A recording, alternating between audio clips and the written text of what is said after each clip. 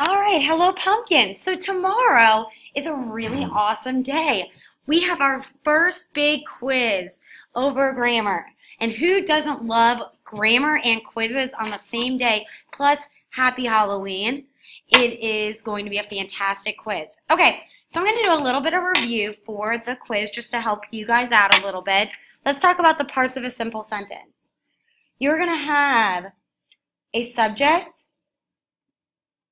a verb, and then you are going to have a complement. And I don't mean the one that you constantly are giving me for being your teacher. I mean a compliment and giving Mrs. Stewart, of course, is either going to be a predicate nominative, which is going to be a noun describing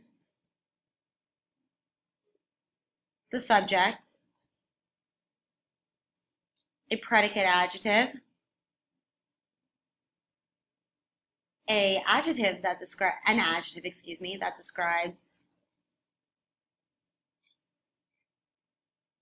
the subject,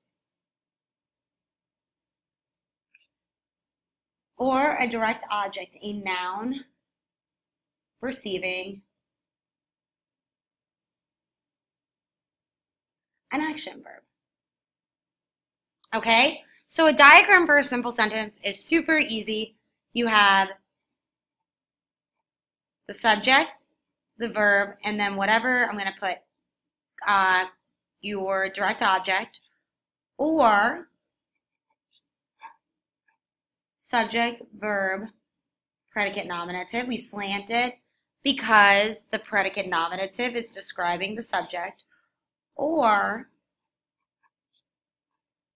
the subject, the verb, and the predicate adjective. Same thing, describing the subject.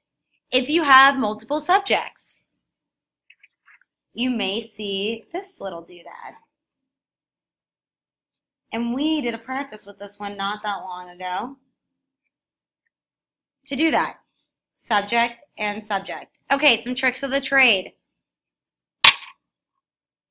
No subject or no verb equals no complete sentence. You need to assess also for the complements. People tend to struggle with those.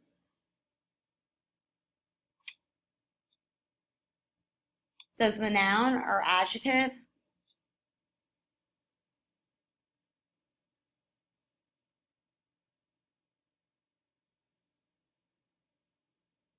describe the subject? If it does not, it's going to be a direct object. If it's a direct object cannot be an adjective too. So that's something to maybe help you as well.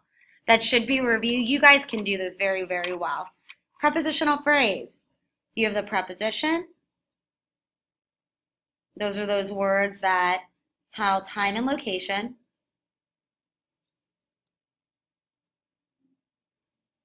And you have the object of the preposition.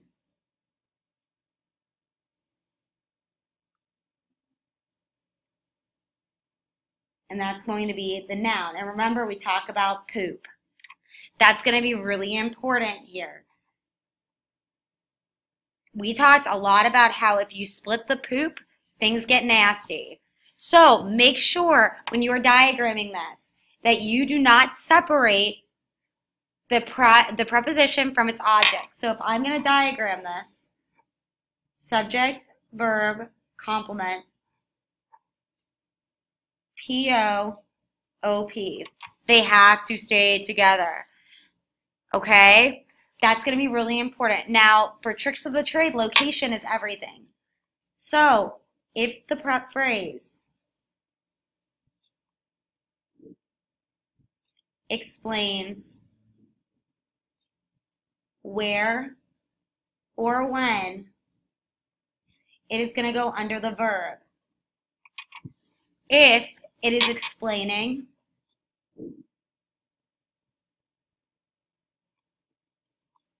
which, it is going to go under the subject, or possibly, just depending on what's being described, the direct object, but that is very, very rare.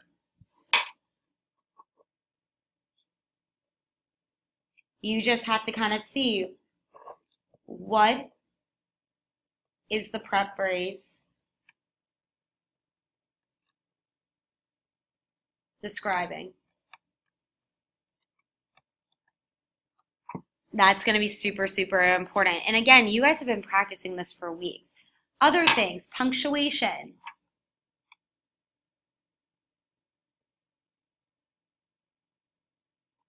If the prep phrase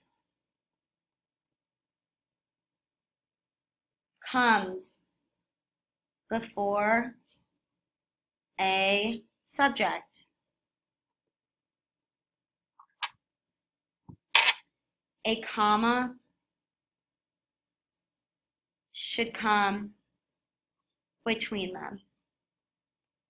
And I always think of the comma between the prepositional phrase and the subject almost being like that third wheel who wants to date the guy, but the subject and the prepositional phrase are dating. The comma is the one trying to get in between their relationship. It's that friend, and we all know that friend. So make sure that is only if that prep phrase comes first, not if it comes in the sentence. You should not see a prepositional phrase and a comma within the actual sentence after the subject. Parts of an infinitive phrase. You have the infinitive, which is going to be to. You're going to have the verb that follows, and it's going to be, there's no tense associated with it, and possibly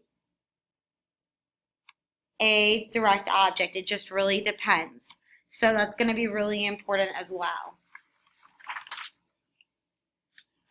Okay, so a diagram for an infinitive phrase just really depends on where what the infinitive phrase is acting like. If it is a noun, so it is going to either be the subject or the direct object, you are going to put it on stilts. So it will either be here,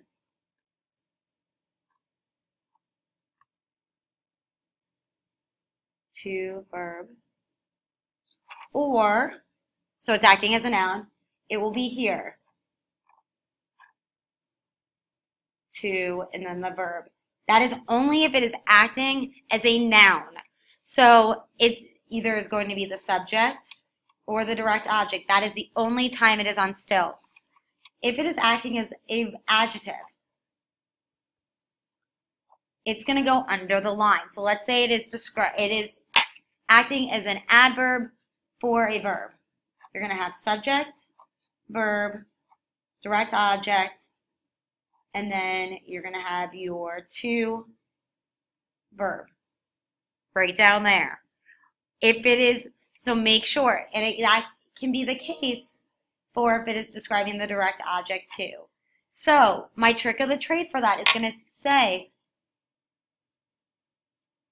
what is the infinitive phrase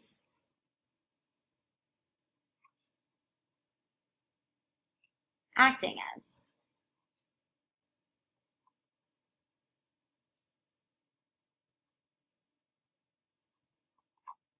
And that's going to be really, really important tomorrow. For a compound sentence, you're going to have obviously your two independent clauses, but you're going to separate them with a comma and that coordinating conjunction.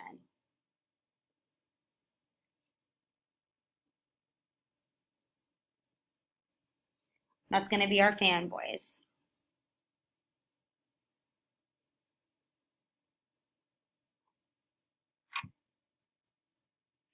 So the diagram for this is it's actually really pretty simple.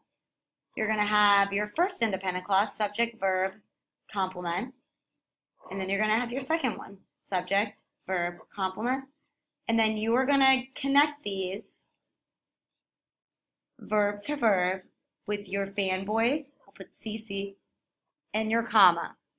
So that way they're together. But if you are missing any of these pieces, you cannot, it's not a compound sentence. So make sure that means no comma. And we see that a lot. It must have a subject, it must have a verb. Complements, you know, are optional for that to work. So you need to identify two subjects and 2 verbs.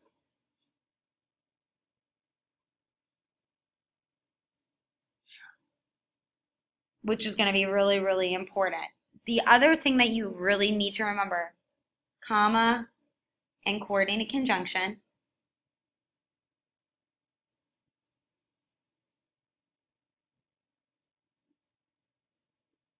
I always diagram these separately before joining them together just as a check to myself.